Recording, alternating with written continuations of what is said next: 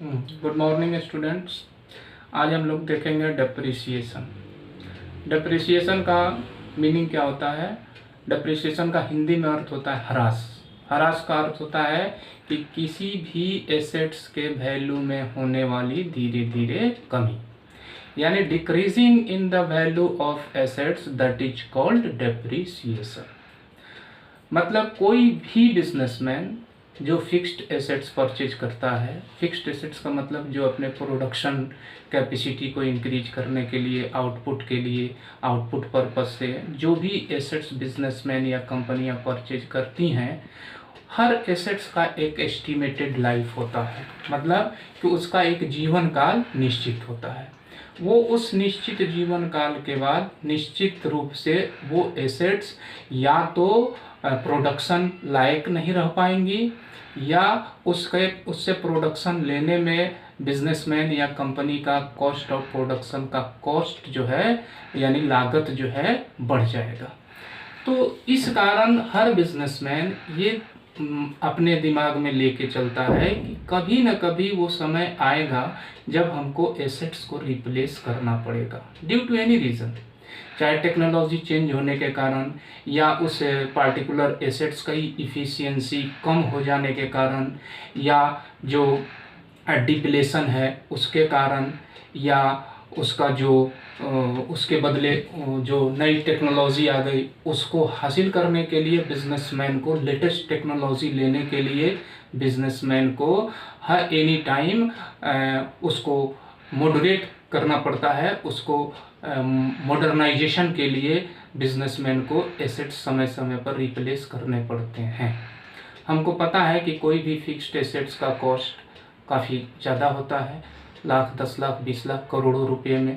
तो कि कोई भी बिजनेसमैन या कंपनी लाख, 10 लाख, करोड़ रुपया साल 2 साल के अंदर अगर इन्वेस्ट करती हैं तो बिना प्लानिंग वे में वो इन्वेस्ट नहीं कर सकती हैं।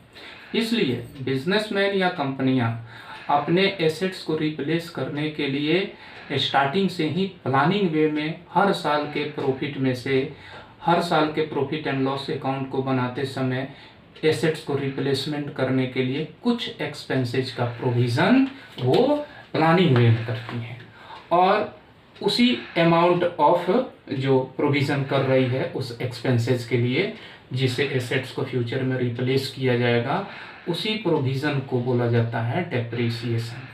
अर्थात डेप्रिसिएशन एक ऐसा एक्सपेंसेस है जो बिजनेसमैन एसेट्स को रिप्लेस करने के लिए यूज करता है।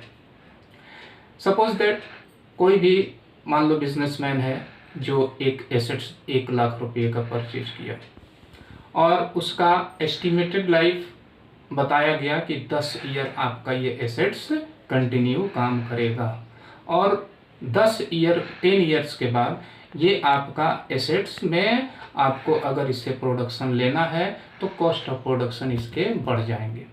अर्थात बिजनेसमैन के माइंड में ये है कि हमको ये 1 लाख रुपये का एसेट्स 10वें साल के एंड में चेंज कर देना है।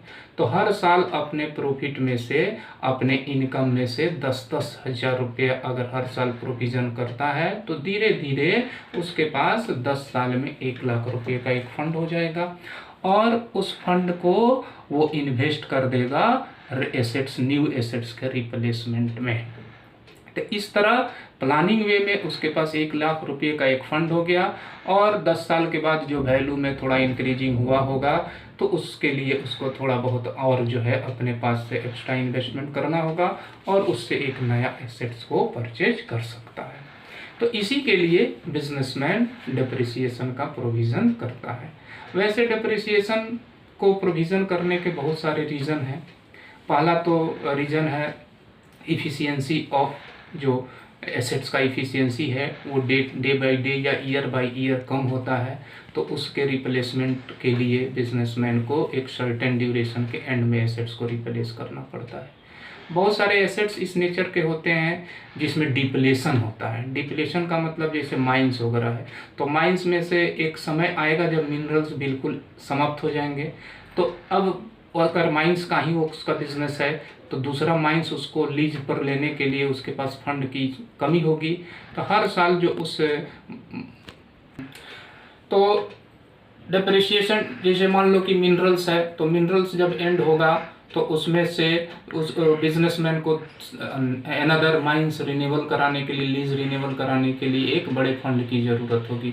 तो वो उस पार्टिकुलर माइन से जो उसको इनकम हो रहा था उसमें से कुछ कुछ पैसा वो हर साल अगर बचा के रखता है, और तो उसके बाद उसको 10 साल या 20 साल के बाद जब सेकेंड या नेक्स्ट माइंस रिन्यूअल कराना होगा तो उसको इजी वे में रिन्यूअल करा सकता है। यानी उसमें का नीचे का भंडार जो समाप्त हो जाएगा, तो नीचे का भंडार समाप्त हो जाने के कारण उसको नेक्स्ट माइंस का रिन्यूअल या लीज का रिन्यूअल कराना पड़ रहा है। इसके लिए भी जो फंड का प्रोविजन वो कर रहा है वो भी डेप्रिसिएशन के ही नाम से जाना जाएगा। एमोर्टाइजेशन भी इसके लिए एक कारण हो सकता है। एमोर्टाइजेशन ये इंटेंजिबल एसेट्स के राइट ऑफ करने के लिए, इंटेंजिबल एसेट्स जैसे गुडविल हुआ, लाइसेंस हुआ, पेटेंट राइट हुआ, इसका भी एक लिमिटेड टाइम होता है कि उतना दिन के लिए सरकार या डिपार्टमेंट परमिशन देता है। तो मान लो कि किसी भी एसेट्स के लिए काम करने के लिए, किसी भी पार्टिकुलर थिंग्स के प्रोडक्शन के लिए हमने पेटेंट लिया जिसका सरकार के तरफ से 5 साल का कॉपीराइट या पेटेंट हमको मिला है, और उसके बदले हमको देना पड़ा 50,000 रुपया। तो 5वें साल के बाद फिर अगर हमको वही पार्टिकुलर थिंग्स का प्रोडक्शन करना है तो नया कॉपीराइट या नया पेटेंट हमको गवर्नमेंट से या डिपार्टमेंट से लेना पड़ेगा। तो अगर 5 साल के बाद 50,000 रुपये हमको फिर देने पड़ते हैं तो हर साल हमको 10-10 हज़ार रुपये का प्रोविज़न करना पड़ा। लेकिन ये डेप्रिसिएशन के नाम से नहीं जाना जाएगा, बल्कि चूंकि ये इंटेंजिबल एसेट्स के लिए है, इनटेंजिबल एसेट्स के रिन्यूअल के लिए हम इस फंड का अरेंजमेंट कर रहे हैं, इसलिए इसको एमोर्टाइजेशन के नाम से जाना जाता है। मतलब हुआ कि शॉर्ट में अगर कहा जाए, एकदम सिंपल वे में कहा जाए तो डेप्रिसिएशन क्या है कि decrease in the value of assets, धीरे धीरे संपत्ति के मूल्य में होने वाली कमी को ही बोला जाता है ह्रास। इसका डेफिनेशन कुछ स्कॉलर के द्वारा दिया गया है, जैसे कार्टर के द्वारा दिया गया है डेफिनेशन कि depreciation is the gradual and permanent decrease in the value of assets from any cause, है ना। यानी किसी भी संपत्ति के मूल्य में किसी भी कारण से होने वाली धीरे धीरे या अस्थायी कमी को हम बोलते हैं ह्रास। तो डेप्रिसिएशन एक जरूरी एक्सपेंसेस है जो हर प्रोडक्शन या हर इंडस्ट्री के लिए जरूरी है। तो डेप्रिसिएशन का प्रोविज़न कई अलग अलग डिफरेंट मेथड से हो सकता है। वैसे तो मेथड बहुत सारे हैं, 17 मेथड का बात किया गया है, लेकिन हम लोगों को पढ़ने लायक जो मेथड है, मेन जो मेथड है वो अब वो जो है 5 मेन मेथड है। मेथड ऑफ डेप्रिसिएशन हमने जो बोर्ड पर मेंशन किया है, आप उसको प्लीज़ स्क्रीनशॉट ले लें तो बेटर रहेगा।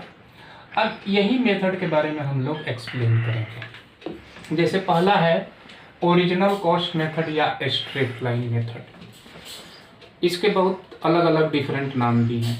ओरिजिनल कॉस्ट मेथड या स्ट्रेट लाइन मेथड तो आपके सामने लिखा हुआ है। उसके अतिरिक्त भी इस मेथड के कई नाम हैं, जैसे इक्वल इंस्टॉलमेंट मेथड या फिक्स्ड इंस्टॉलमेंट मेथड या हिस्टोरिकल कॉस्ट मेथड या सिंपल मेथड। यानी डेप्रिसिएशन चार्ज करने का वो मेथड जिसमें कभी भी डेप्रिसिएशन ओरिजिनल प्राइस पर चार्ज किया जाता है। ओरिजिनल प्राइस का मतलब क्या हुआ कि जैसे मान लो कि हमने कोई एसेट्स जनवरी 1, 2002 में परचेज किया, मान लो 2 लाख रुपये का, और रेट ऑफ डेप्रिसिएशन अगर दिया हुआ है, rate of depreciation at the rate of 10% per annum है, तो एंड ऑफ 2002 यानी दिसंबर 31, 2002 का डेप्रिसिएशन हमको निकालना होगा। तो फॉर्मूला यूज होगा 2 लाख इंटू 10/100, यानी आ गया कितना 20,000। अगर हमको 2003 का भी डेप्रिसिएशन निकालना है तो ओरिजिनल प्राइस हमको यही 2 लाख ही होगा। तो 2 लाख इंटू 10/100 यानी 20,000 ही होगा। अगर मान लो कि हमको 2003 के बाद 2004 का डेप्रिसिएशन निकालना है तो भी ओरिजिनल प्राइस तो 2002 वाला ही रहेगा, यानी 2004 के लिए भी डेप्रिसिएशन निकालना होगा। तो यही फॉर्मूला यूज होगा 2 लाख इंटू 10/100। अर्थात हम देख रहे हैं कि कभी भी हम डेप्रिसिएशन कैलकुलेट कर रहे हैं तो ओरिजिनल प्राइस पर कर रहे हैं, इसलिए इसका नाम पड़ गया है ओरिजिनल कॉस्ट मेथड। अब इसका दूसरा नाम जो इक्वल इंस्टॉलमेंट मेथड है, इसके पीछे भी रीजन है, इसके पीछे भी कॉज है। अब देखो तुम लोग कि इसमें हमेशा एक बराबर अमाउंट आ रहा है, इक्वल अमाउंट आ रहा है, 20,000 20,000 20,000। जब तक हम कैलकुलेट करेंगे तब तक वो डिप्रिसिएशन 20,000 20,000 ही आएगा। यानी एक इक्वल सम आ रहा है डिप्रिसिएशन का, इसलिए इसका नाम इक्वल इंस्टॉलमेंट मेथड भी है। फिक्स्ड इंस्टॉलमेंट मेथड भी इसी कारण से नाम है। फिक्स्ड अमाउंट है 20,000, वही अमाउंट हर साल डेप्रिसिएशन कैलकुलेट करेंगे तो आएगा, इसलिए इसका नाम फिक्स्ड इंस्टॉलमेंट मेथड भी रखा गया है। स्ट्रेट लाइन मेथड इसका नाम क्यों है?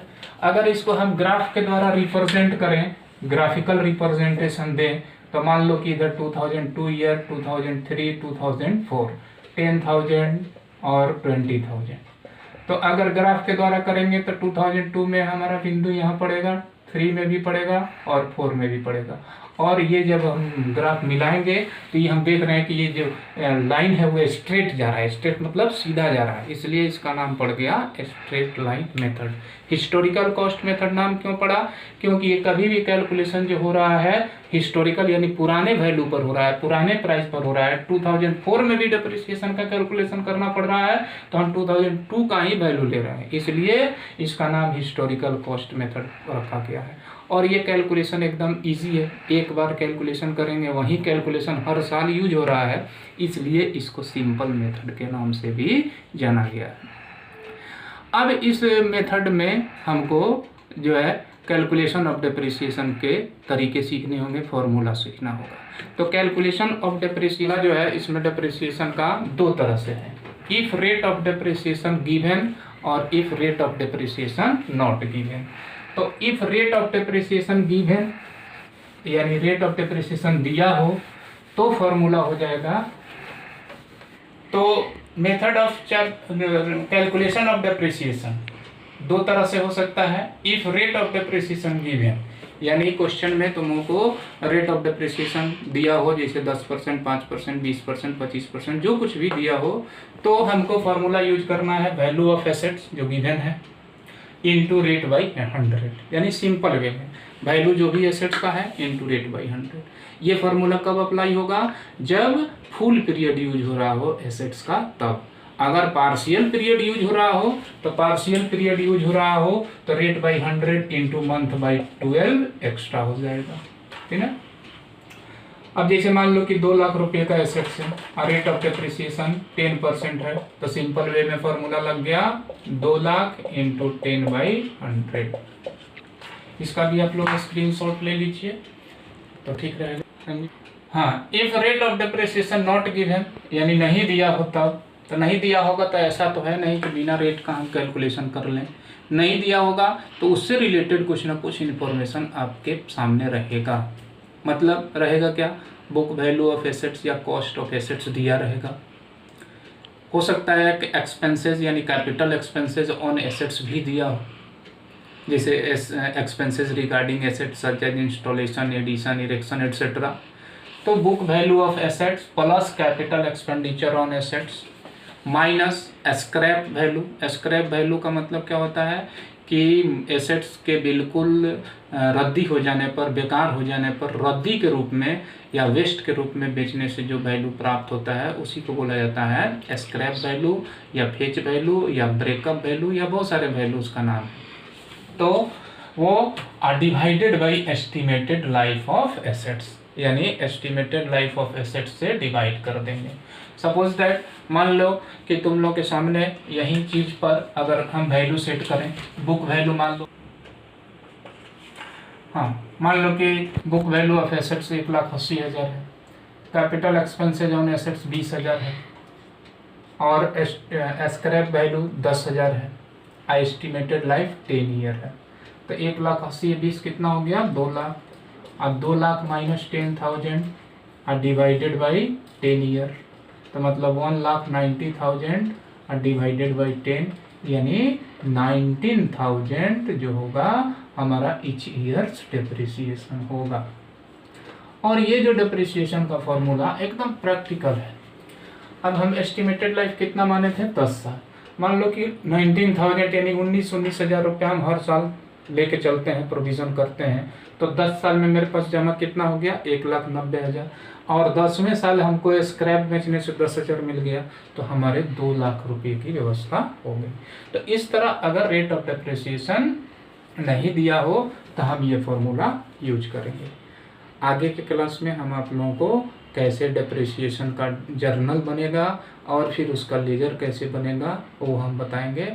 अगर आप लोगों को थैंक यू फॉर टुडे।